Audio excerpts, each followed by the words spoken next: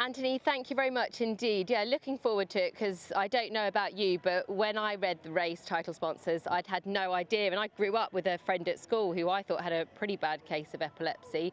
But this is yet another one that I've learnt a little bit about. But I'm pleased to say that the CEO, Alison Watson's joined me alongside Aaron Somer, who is a researcher at the University of Newcastle, to learn a little bit more about it. And Alison, great to see you here today and putting the name out there.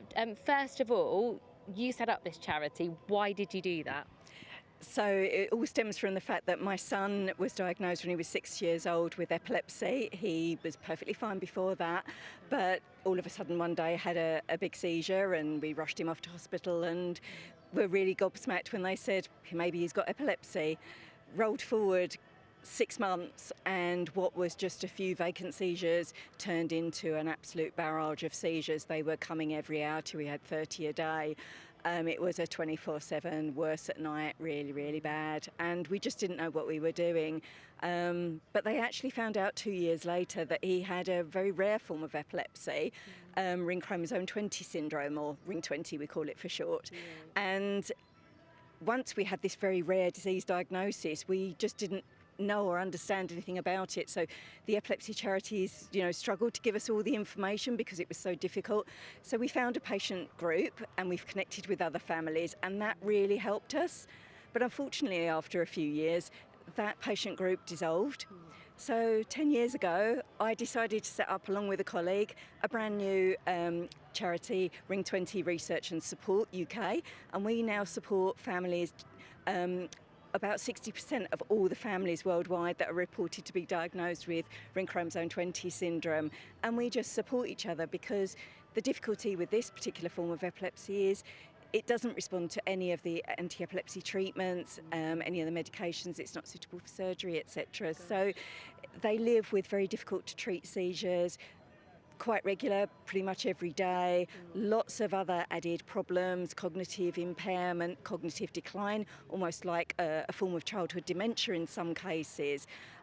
So it really affects individuals and families a lot. And so we're here today raising awareness in this wonderful sunshine to the general public that epilepsy is more than one condition, it's many conditions. It's the epilepsies. There are over 100 forms of rare and complex epilepsies, those that don't respond to treatment.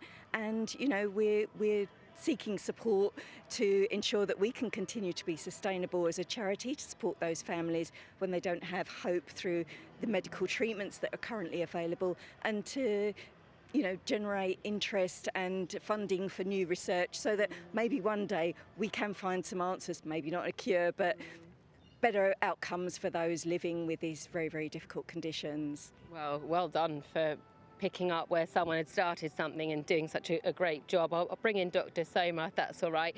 Why is it that you need this charity and the research? It sounds like it's a very complicated form of epilepsy. Yeah, thank you for the opportunity. So as Alison mentioned, it's quite a devastating condition. So what we're trying to do is trying to learn as much as possible. It's a very rare form of epilepsy, and there's not many cases around the world. But what we're trying to do is trying to get that research funding to be able to investigate this devastating condition. So what we're doing at the moment with Rhys Thomas, one of the neurologists up in Newcastle, we're trying to look at a kind of a worldwide, can collect as much data as possible with families across the world. And what we've done is not only collect information about what kind of seizures they're having and how bad it's affecting them, but also the kind of the impact on the family members and the social setting and things. And that's important. And these seizures, children can develop completely normal up to a certain point, and then suddenly, as Alison mentioned, have these seizures that can last up to 30 minutes to an hour, which is quite scary, not only for the children themselves, but also for the family. And we don't understand much why it's actually happening. So we're trying to get this kind of funding and more information about what we can do to do more research to find out either any medications that work, or what the long-term outcomes are and how we can help.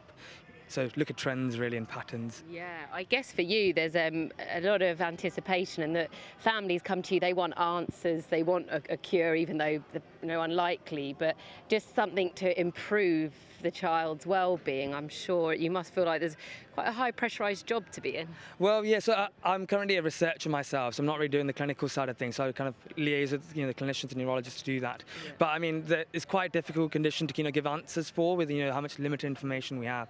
So what we've actually done is the research we're doing at the moment is we've collected over 80 families have come up and given information through a survey, and that's almost half of the number of cases of people have Ring20 across the world. So we've almost captured half of the amount of people that potentially have it. But also it's underreported, so people might not know, and so this is kind of the funding and the awareness we're trying to raise for people to keep an eye out for these kind of rare forms of epilepsy, and hopefully eventually in the future come up with some answers. Definitely. Well, thank you, Dr. Somer, for explaining that. Well done for you for getting support there, because it sounds as though, I mean, for a 6-year-old to be hit with something like that, it must have just completely changed your lives, and now you're trying to help other families in the same situation.